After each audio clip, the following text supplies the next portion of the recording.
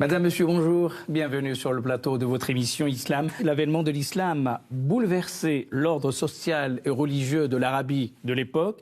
La civilisation née de l'islam, qui s'étend sur 14 siècles et sur un espace qui va de l'Atlantique au Pacifique, a donné lieu à une grande civilisation, et notamment dans l'architecture. L'architecture religieuse et profane de l'islam, c'est bien le sujet que nous allons aborder ce matin avec trois invités. Bonjour Ouaïd Ayache. Vous êtes architecte associé à l'agence architecturale Studio à Paris. À côté de vous, Mounir Bouchnakri, bonjour. Bonjour. Vous êtes archéologue, conseiller spécial à l'UNESCO et surtout vous êtes spécialiste du patrimoine. Et puis enfin, Mohamed Metalsi, bonjour. Vous êtes urbaniste et doyen de l'université, de la faculté des sciences humaines de l'université euro-méditerranéenne à Fès. Et vous étiez, jusqu'à il y a encore quelques années, directeur des affaires culturelles à l'Institut du monde arabe. Alors, avant de revenir vers vous, regardez avec moi ce document qui nous a été préparé par Boualam Giritli. Regardez. La Kaaba, qui signifie le cube, est le sanctuaire le plus sacré en islam. Situé à la Mecque, en Arabie Saoudite, c'est vers ce lieu que les musulmans du monde entier se tournent pour effectuer leurs prières quotidiennes. Et c'est autour de la Kaaba que les pèlerins accomplissent le rite du tawaf, la circumambulation. Selon la tradition, elle aurait été construite par Abraham et son fils Ismaël. La mosquée du prophète à Médine est le deuxième lieu saint de l'islam. Selon la tradition, Kaswa, la chamelle du prophète Mohammed, s'est agenouillée à leur arrivée dans la ville au moment de l'exil. Et c'est ce lieu qui a été choisi pour la construction. À l'origine, des troncs de palmiers ont servi de colonnes et les feuilles pour le toit. Aujourd'hui, elle peut accueillir 250 000 fidèles.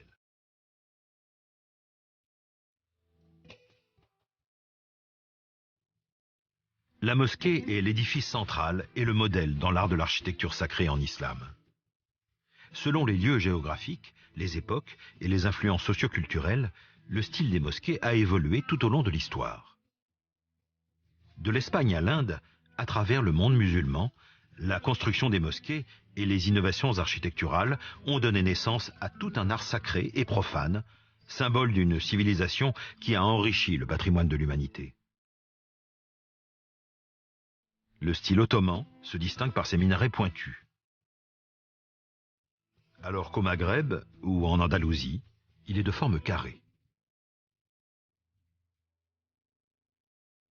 Des versets du Coran ornent les colonnes. La mosaïque est très présente dans le style abbasside et omeyyade. Dans les pays musulmans d'Asie centrale, le style moghol et persan, caractérisé par des arcs et des coupoles, est dominant.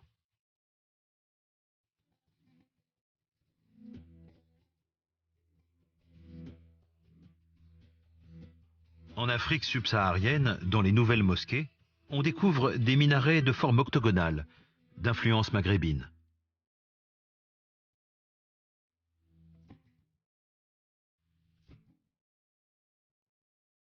Les architectes contemporains proposent des innovations dans les matériaux et les formes du minbar. Aujourd'hui, avec la présence de minorités musulmanes en Occident, la construction de mosquées se fait dans le respect d'un environnement différent de celui des pays d'islam. En France, des architectes non musulmans participent à la construction de lieux de culte, comme la mosquée As-Salam, à Nantes. J'ai été instruit de la question religieuse et cette dimension ne peut pas être une dimension absente de mon travail d'architecte. Alors pour faire la mosquée Salam, ça a commencé par une discussion politique aussi. C'est-à-dire que c'est la mairie et donc le maire de l'époque qui a décidé de construire sur sa ville la mosquée Salam de la communauté turque. Et donc le maire m'a demandé si c'était possible que je rencontre la communauté pour discuter de cette question. L'architecture ottomane que nous avons choisi de mettre ensemble en œuvre, en fait, est un travail d'assez long cours. C'est-à-dire qu'on a mis d'abord 3 ans à faire le projet. Et on a d'ailleurs, pour la construire, été chercher des gens qui étaient très loin, évidemment, vers l'est, sur la route de la soie, au bout, là. Et donc, on est allé chercher aussi des gens pour fabriquer. Il était assez normal pour moi de prendre ce travail, sachant que je suis chrétien, voilà, et que je travaille pour les différentes communautés de pensée cultuelle. On a aussi travaillé pour les protestants, pour faire un temple protestant. C'est quelque chose qui m'intéresse. Voilà, et qui sont des évocations qui sont rassembleuses en tous les cas. Rouaïda Ayache, on a vu ce document. Quelles sont d'abord vos premières impressions en regardant tout cela, ce survol sur l'histoire de l'islam et de son architecture? Ce qui est très intéressant dans ce que nous venons de voir, c'est qu'il y a deux dimensions dans l'islam. Une dimension universelle et une dimension locale. Comme on a pu le voir dans les différents exemples qui ont été montrés, on voit bien qu'il y a plusieurs styles de mosquées qui ont pu exister d'Andalousie jusqu'à l'Indonésie ou la Malaisie, je dirais, on peut en identifier plusieurs, mais il y a des constantes qui vont être les germes de la modernité de l'islam. Je crois qu'on y reviendra au cours de l'émission, mais cette dimension universelle qui aujourd'hui dans le monde contemporain, je dis bien universelle et pas globale, j'insiste sur ce terme. Et donc cette dimension d'universalité, de principe fondateur depuis les premiers jours de l'islam, de l'espace musulman, c'est quelque chose qui nous a été montré.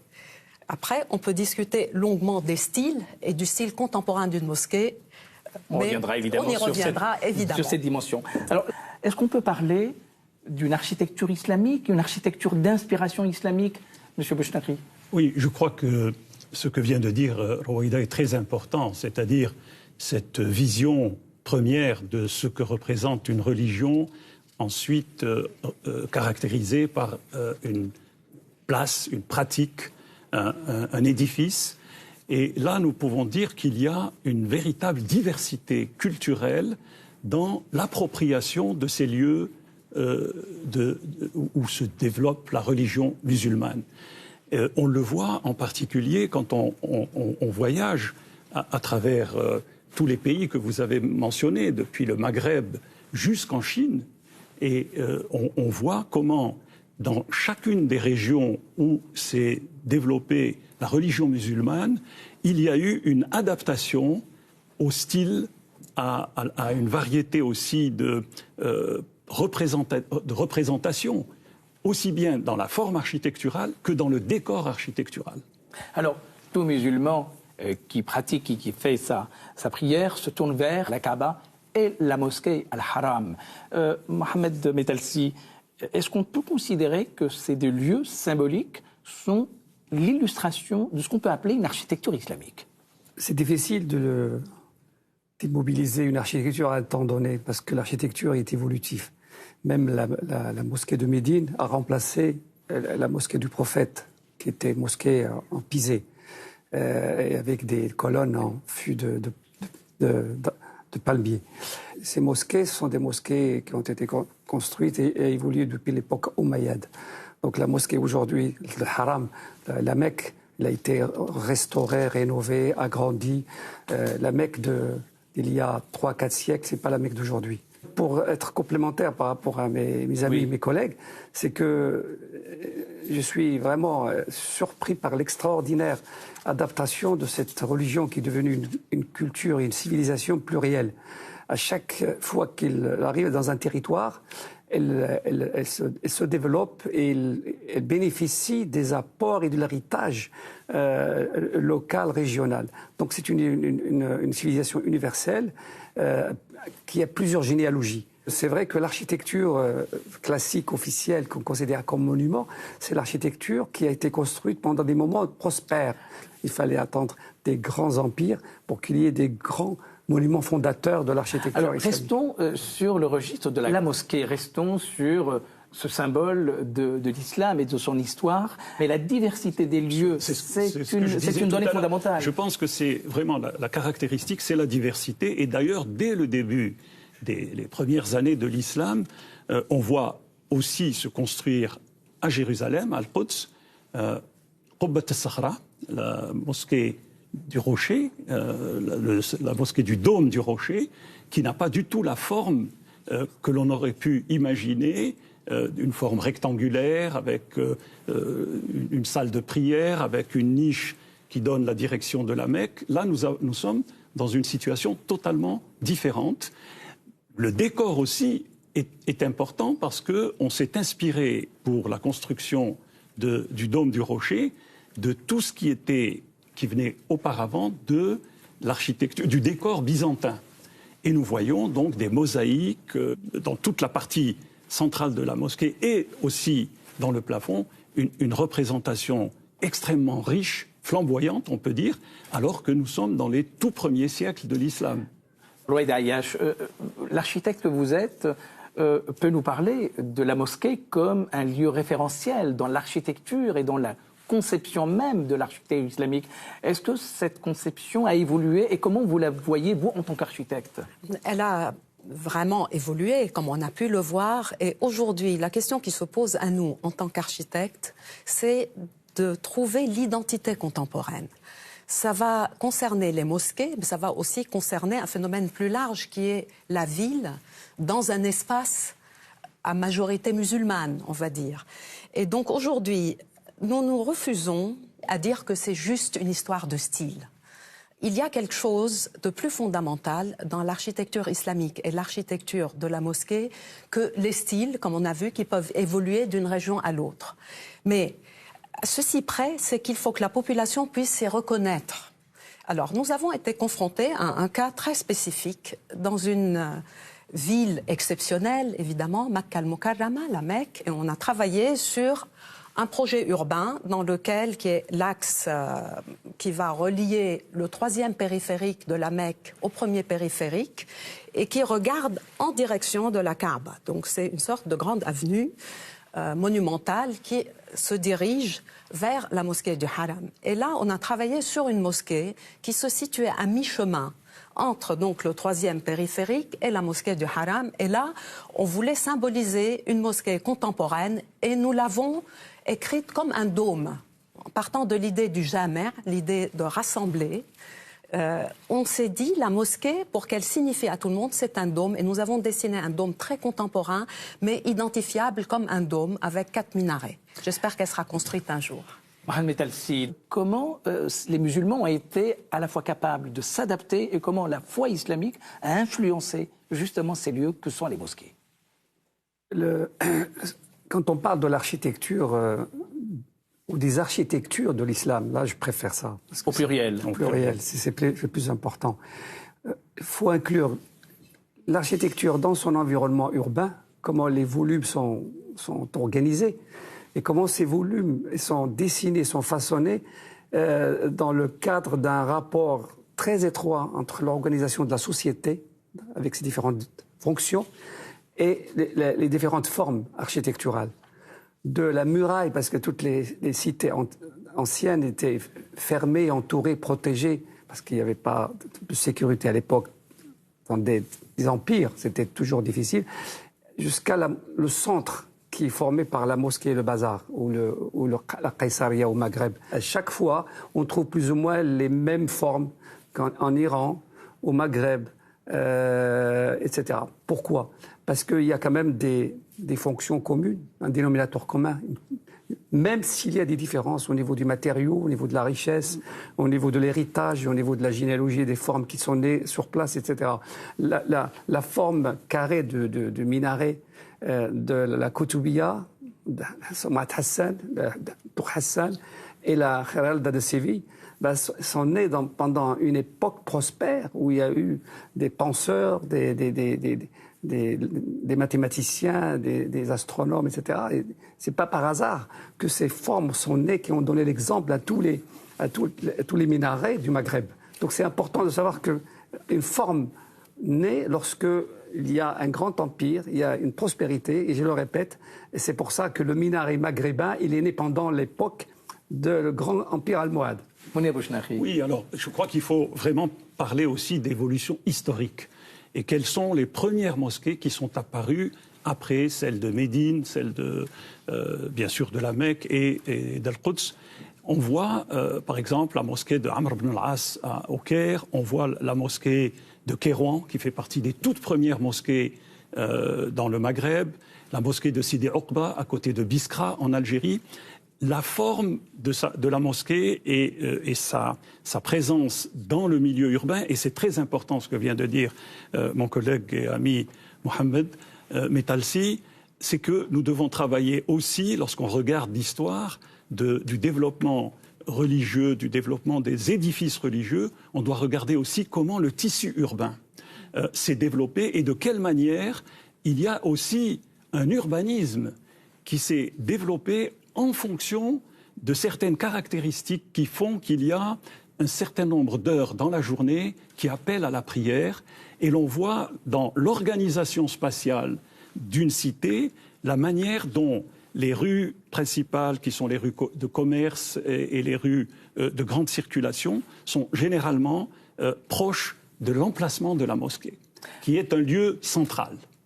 Rouaïda Ayache, quelles sont concrètement ces influences? Comment on peut les voir? Influence de l'art islamique sur l'art occidental et vice-versa. Alors, il y a un moment de rencontre, même s'il a été un peu difficile dans l'histoire, mais je ne suis pas historienne, c'est les croisades.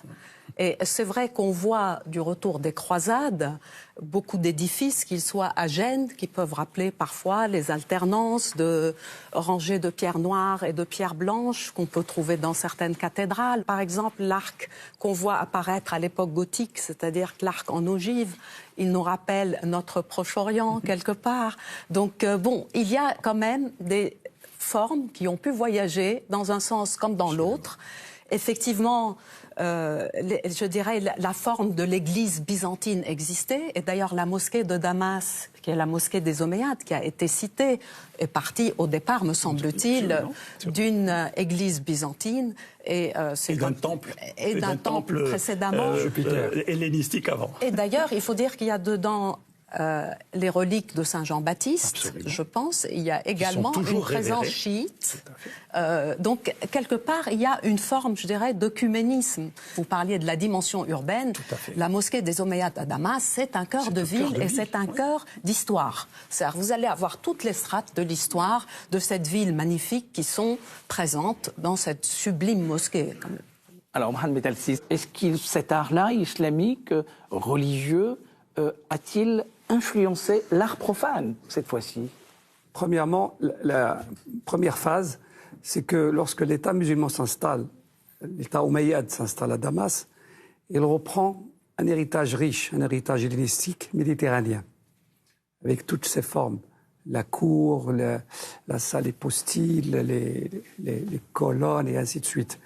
Et même, non seulement il reprend les formes, mais ce sont même les artisans byzantins qui ont construit les premières, avec bien sûr les artisans musulmans. Donc il y avait la participation des non-musulmans à la construction. Des non-musulmans à la construction des premières mosquées. Deuxième point, c'est qu'il y a eu quand même des rencontres privilégiées, des rencontres malheureuses avec la croisade, mais il y a la Sicile et l'Andalousie. Ce sont des points de démarrage, des influences, non seulement sur le plan de l'art, de l'architecture, mais aussi de la science, des idées, de l'agronomie, de l'esthétique des jardins, et ainsi de suite. Entre l'architecture sacrée et profane, il y a une fluidité. Dans les formes, bien sûr, il y a la dimension qui est différente. Les matériaux, on donne plus d'importance à une mosquée, à un palais, qu'à une petite maison, ou qu'un caravansérail, ou qu'une maison toute simple. Au niveau de les formes, au niveau de l'ornementation, et il y a d'autres dimensions aussi. Il y a une fluidité de la forme et de l'ornementation. C'est important. Mounir Bouchnekhi, l'héritage islamique musulman en matière architecturale nous a légué une richesse absolument inestimable dans les mosquées, dans un certain nombre de monuments et d'édifices. Vous, le spécialiste à l'UNESCO du patrimoine, est-ce que ce patrimoine est préservé, il est protégé? L'UNESCO, dès sa création, a développé tout un programme en matière de préservation du patrimoine dans son ensemble. Dès les premières années de mise en œuvre de la fameuse convention qui est aujourd'hui mondialement connue, signée par 193 États dans le monde, la convention de 1972 pour la protection du patrimoine mondial culturel et naturel, a introduit dans ses toutes premières réunions, la réunion du comité du patrimoine mondial, les villes historiques comme Damas, Alep, Fès, Marrakech, la vallée du Mzab, la vieille ville du Caire, les monuments ensuite, quand on va du côté de l'Asie centrale, les monuments qui se trouve la plus vieille mosquée d'Iran, par exemple, la mosquée d'Ispahan, qui est une mosquée également de très grande valeur architecturale et aussi un exemple qui a servi pour le développement des mosquées dans l'Asie centrale. Mais j'ai remarqué aussi qu'il y avait des éléments d'architecture de mosquées dans des styles qui nous paraissent peu connus, comme par exemple les mosquées qui se trouvent en Chine, dans la région du Xinjiang, à Urumqi par exemple, à Xi'an, dans la ville de Xi'an, et jusqu'à Pékin. Les mosquées ont pris le modèle du temple bouddhiste et y ont introduit les éléments à la fois qui servent aux fidèles à reconnaître qu'il est dans une mosquée, mais avec toute la décoration et toute l'architecture propre à ce qui existait auparavant, aux cultures qui étaient présentes auparavant. Rouaïda Ayash, aujourd'hui, l'islam a débordé ses frontières classiques, historiques. On construit aujourd'hui partout en Europe des mosquées. Est-ce qu'il existe aujourd'hui une adaptation de cet art islamique à la réalité locale, culturelle, lorsqu'on construit des mosquées en France, par exemple? Par la force des choses, tout bâtiment est aussi le fruit de son contexte local. C'est ce que j'ai commencé par dire en introduction. Il y a le contexte local, mais il y a la dimension universelle d'un lieu de culte, en l'occurrence une mosquée. Et en Occident, il y a forcément une adaptation au lieu où il va se trouver. Il y a une adaptation à cette société dans laquelle il va se trouver. Mais il y a les constantes. Et les constantes, on vient d'en parler, mais on peut juste les rappeler. L'orientation avec le mur de la Qibla vers la Mecque. Donc, quel que soit le lieu où nous allons construire une mosquée, ce qui va signifier pour l'ensemble des croyants, c'est cette orientation, parce que l'espace est toujours orienté dans une mosquée. Ensuite, il y a bien sûr le mihrab, qu'il faut qu'on puisse identifier, reconnaître dès qu'on rentre dans la salle de prière. Et il y a le minbar. Donc il faut qu'on puisse organiser, je dirais, cette forte directionnalité vers la Mecque. Parce que effectivement, c'est quelque chose qui tend l'espace au-delà de tout style. Et une fois qu'on tient ce vecteur spatial très important qui se dirige vers la Mecque, après on peut imaginer la mosquée qui va être le fruit d'une société, d'un quartier ou monumentale quand il s'agit d'une ville, mais il y a ces constantes et qui sont très fortes et qu'on peut utiliser partout dans le monde. Parce qu'on peut regarder cette force, c'est-à-dire à chaque point dans le monde où nous allons construire une mosquée, on se dit déjà en tant qu'architecte, il y a un axe directionnel vers la Mecque qui va nous permettre de donner cette direction très forte en préalable à toute construction de mosquée. Et ensuite, on peut créer des très très belles mosquées qui naissent justement de cet axe majeur qui regarde la Mecque et des contingences liées au site.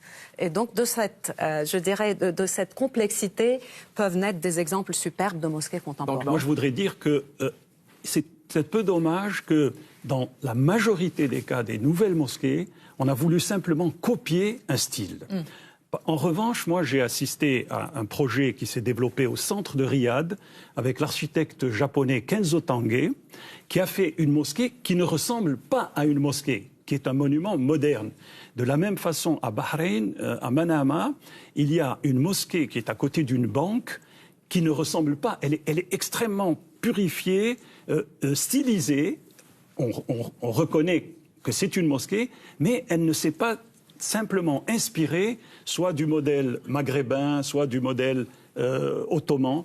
Et je crois que ça, c'est important aujourd'hui aussi d'apporter une vision novatrice dans la construction des mosquées d'aujourd'hui. Nous continuerons avec vous la semaine prochaine pour aborder l'autre facette de l'architecture islamique, mais surtout d'ordre profane, pour continuer ce débat et ces explications que vous venez de nous donner.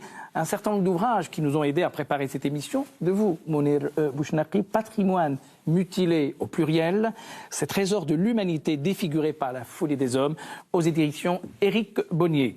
Architecture studio de Philippe Jodideau aux éditions Carré. L'islam, art et civilisation sous la direction de Marcus Ashstein et Peter Delius aux éditions Ullmann. Les mosquées phares de l'islam de Anne Sora Offray aux éditions Koutoubia. Un rapport, presque une encyclopédie de l'UNESCO, le patrimoine mondial de l'UNESCO aux éditions Ouest France. Et puis de Philippe Carr-Gomme, Lieu sacré aux éditions L'Œuvre. Merci infiniment de nous avoir suivis Avant de vous quitter, je vous laisse avec votre rubrique hebdomadaire « Raconte-moi l'islam », rubrique numéro 4, « Les débuts de l'islam ». Quant à moi, je vous souhaite une très très belle journée. À dimanche prochain. Au revoir.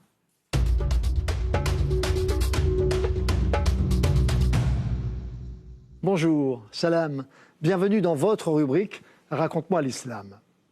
Après avoir raconté l'histoire de Mohammed, l'homme, dans les rubriques précédentes, aujourd'hui c'est l'histoire du prophète de l'islam qui commence. Vers 610, alors qu'il est âgé de 40 ans, Mohammed a pris l'habitude de se retirer dans le désert pour prier et méditer. Il affectionne particulièrement Jabal al-Nour, le mont de la lumière, situé au nord-est de la Mecque, où se trouve une petite grotte, Ghar Hira. D'après les récits de la tradition, Mohammed y passait des nuits entières. C'est lors d'une de ces nuits que se manifeste pour les musulmans le miracle fondateur de la révélation coranique. Une nuit du mois de Ramadan, la 27e selon certaines sources de la tradition, Mohammed reçoit la visite de Jibril, l'ange Gabriel, qui lui ordonne « Iqra », lis, récite. Mohammed s'étonne et réagit en disant qu'il ne sait pas lire. En effet, Mohammed n'est pas un lettré. La tradition le désigne comme un ummi, un illettré. L'ange le serre entre ses ailes au point que Mohammed en a le souffle coupé. L'ange renouvelle son injonction sans plus de résultat. Toujours selon la tradition, c'est à la 3e étreinte que finalement Mohammed commence à lire les premiers versets révélés. Lis, au nom de ton Seigneur qui a créé. Il a créé l'homme à partir d'une adhérence. Lis, car ton Seigneur est le plus généreux qui a enseigné à l'homme. Il lui a enseigné ce que celui-ci ne savait pas. Ces versets se trouvent dans la sourate 96, dite Al-Alaq, l'adhérence. Effrayé, Mohammed court vers sa maison où il retrouve Khadija et sa famille. Il demande d'être enveloppé d'un manteau pour dissimuler son état. Haletant, il raconte à son épouse ce qui vient de lui arriver et lui répète les versets révélés. C'est comme si ces mots se trouvent gravés dans mon cœur, dit-il. Khadija croit tout de suite au récit de son époux, dont elle connaît la sincérité et la droiture. Elle devient ainsi la première musulmane. Ensuite, la révélation s'arrête pendant une longue période de 3 ans, appelée l'intervalle, al-Fatra. Mohammed est fortement affecté par ce silence et pense avoir été abandonné de Dieu. Il s'adonne encore plus à ses prières et ses méditations. À l'issue de cette période, l'ange Gabriel lui apparaît de nouveau et d'autres versets sont révélés, ceux de la sourate 93, Ad-Doha, par la clarté du jour, par la nuit quand elle s'étend.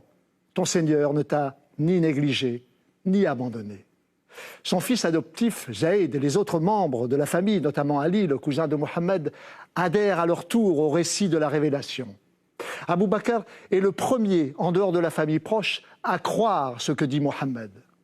La révélation coranique sortira verset par verset, chapitre par chapitre, pendant une 20aine d'années de la prédication prophétique. En 613, Mohammed commence à prêcher publiquement. Une poignée de fidèles le rejoint pour constituer le noyau de la première communauté musulmane. Il se heurte à l'opposition et ensuite à l'hostilité de ses concitoyens de la Mecque. Après les premiers temps de l'islam et la révélation des premiers versets, nous évoquerons le message coranique, les principes et le rituel de l'islam dans nos prochaines rubriques. Au revoir, salam. Vous pouvez nous retrouver sur France TV, le service vidéo de France Télévisions et les réseaux sociaux. Allahumma salli wa sallim wa barik ala sayyidina wa as'adina